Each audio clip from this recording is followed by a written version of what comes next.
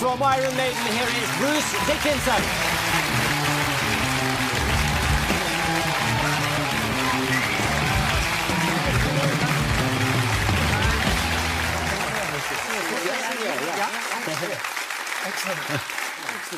Welcome to Scandinavia. You're popular.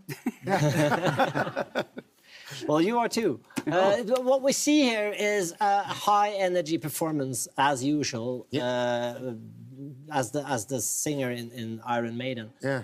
Tell me, what's your body like after a performance like that? It hurts. It hurts. It hurts. Yeah. In many places. Yeah. How come?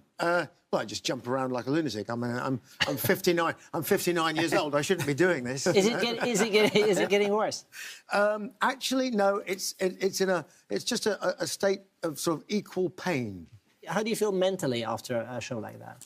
Oh, is it hard for you to come down, or is it? Yeah, but you, I go away somewhere quiet and stare at the wall with a beer and just try and just chill out.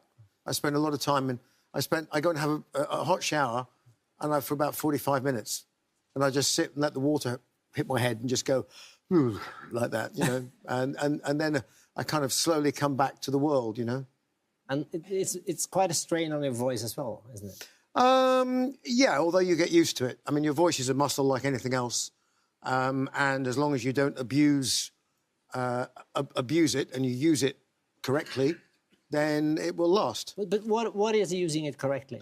I mean, you have a better voice than I guess all of us, but I guess I mean, so, you yes. have a better range. I mean. Yeah, no, it's all relative. I mean, I'm not a great believer that a voice is just about singing.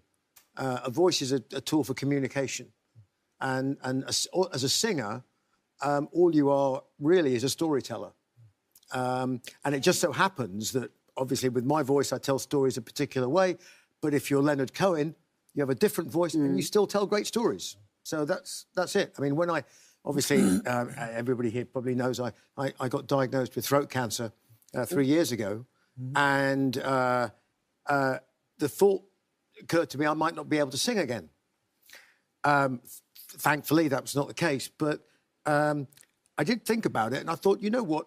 Even if my voice changed completely, it still doesn't mean I can't tell stories. Maybe I have to tell them a different way. And maybe I couldn't do them with Iron Maiden. But it still doesn't stop you. If what you want to do is tell stories, then you'll find a way to do it. But are you aware of the voice being an instrument as well? Do you have to treat it like this precious instrument? Talking is disaster. Is it? For the voice, yeah, absolutely. Because when you sing, all the muscles in the voice are used in completely the opposite way to when you talk. So I'm talking to you now, and I'm using everything from here down. Well, when I'm singing, I'm using everything from here up. And this is really tries to be as relaxed as possible. So all it is think of it like an organ pipe. Basically, lots of rest, sleep. Always, yes. Important. Plenty of water, keep it hydrated. Don't go out yelling in pubs after the show. You know, how was the show? You know, you wake up the next morning. It's like, But my picture of Iron Maiden is not that you were sleeping a lot and drinking water. yeah, A bit. yeah. The fact that you 3 years ago got this throat cancer. Yeah. I mean, how did you discover that? I had a lump in my neck here. So you just could feel the You lump. felt it yourself. Yeah, I could feel it. I thought, Yeah. you know, and of course, I straight away went to my doctor, Mr. Google, and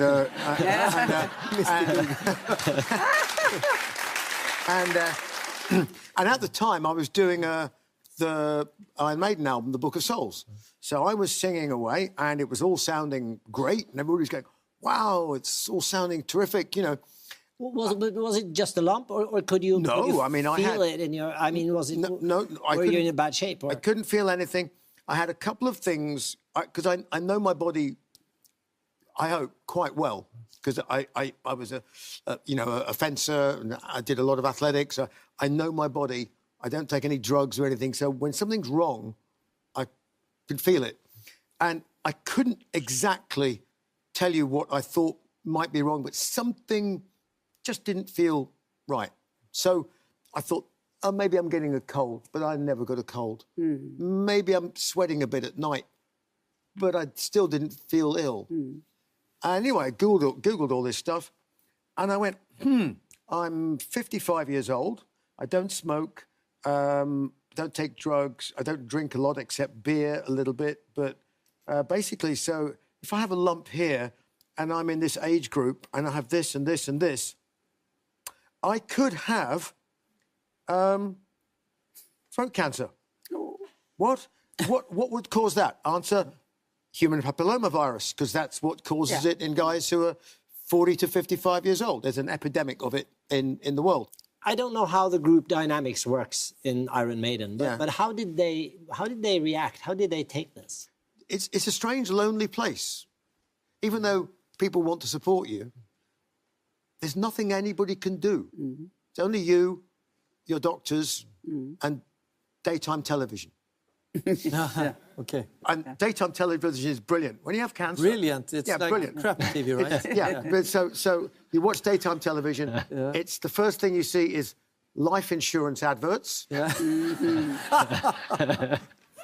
help with funeral costs. and please make donations to cancer charities. I'm sorry, I've got it already, you know. Can I have my money back, you know? Steve it's funny, he's quite... Steve, our bass player, a very private person.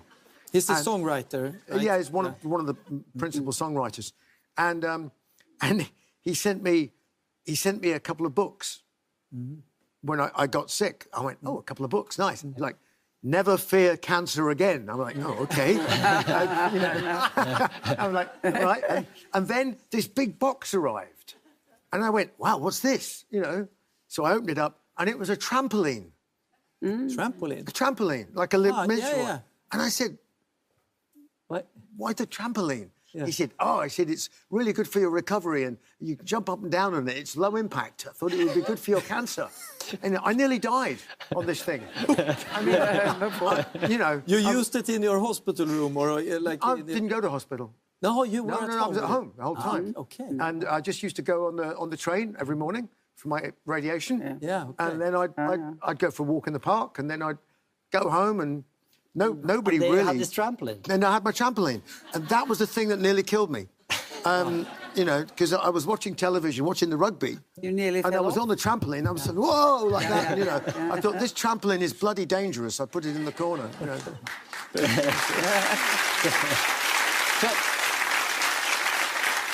Talking about dangerous, I mean, you are a pilot and you fly, I mean, you can fly a 747, which is a huge airplane, a turbojet. Have you been in dangerous situations, or is it, I mean, we know many of the viewers are scared of flying. Yeah. Right, okay. I'm asking for a friend. This is like being a doctor, isn't it? You know, it's like when you say you're a pilot, people go, oh, this happened to me on an aeroplane. Oh, was that serious? You know, well, it's my job to avoid dangerous situations. That's impressive. That's what I'm trained to do. Yeah. That's what they pay me for. You know, it's like, you know, it's the old saying in aviation, you know, the job of a skilled captain is to make sure that he never has to use his skills as a captain. I have a question, or I have a theory that people that are very scared of flying is control freaks. Because they are in a situation where they can't control their life. It's another human that controls if they are going to die or not, kind of. And if you're a real control freak, then you become a pilot yourself. Well, is it something in that? That would be true, except whenever I go and sit in an airline as a passenger, then I put my feet up, read a book, and the first thing I say is, yes, please, I'd like a beer, please. Thank you very much. I'm perfectly relaxed. I'm absolutely... Leave it to the pilot. But is that true? Because I heard you fly your own Iron Maiden planes all the time. You don't have pilots often, right? But I'll tell you a story about one of our guys in the band who was a very nervous flyer. And before I was flying as an airline pilot, I had a little twin-engine airplane and with propellers the sort that people generally go, oh, Yeah, God, yeah. propellers. Oh, my God, propellers. And so I took him, and he was very nervous about flying, didn't like flying at all. And I said, come on, I'll sit you in the seat next door to me. Okay. And The suddenly... co-pilot seat, kind of. Co-pilot seat. I sat him in the co-pilot seat, and we went flying. And suddenly he wanted to fly everywhere, but only with me. So You felt comfortable. we flew the band He around. trusted you. Yeah, flew the band around. And what it was, even if we were in, like, going around the edge of a thunderstorm and there was a lot of turbulence, because it was only a little plane, tiny plane, well, 6 seats, he would be sitting right at the back going, and I'd kind of put my head around and go, OK? And he'd go, oh, fine. Yeah. And it's just about seeing a human face. Yeah. Where they know that somebody's in charge. There's no panic. You know, it's all okay. You know, that's all people need to know. Do you have like routines when you fly? You fly a lot. The only routine is really that I try to see that I get enough sleep. You know, because something is going to happen in the other end. Yep. I was never afraid. Yeah. Although once in a plane, my head hit the roof. Did you have your seatbelt A very fastened? small, yes. Yeah. But the plane was small.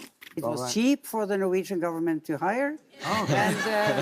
And you know, we nearly fell down. Wow. Yeah. It was so bumpy, so you hit bumpy. with the It head. was 200 Oh, my God. meters fall, and my head hit the roof. Ouch. So it's a really small plane. You can imagine. Yeah. That was not nice. But otherwise, I only plan that I get enough sleep. Yeah. Thank you so much for being a guest here tonight. No problem at all. We're gonna have another I'm guest. enjoying it very much. Thank you.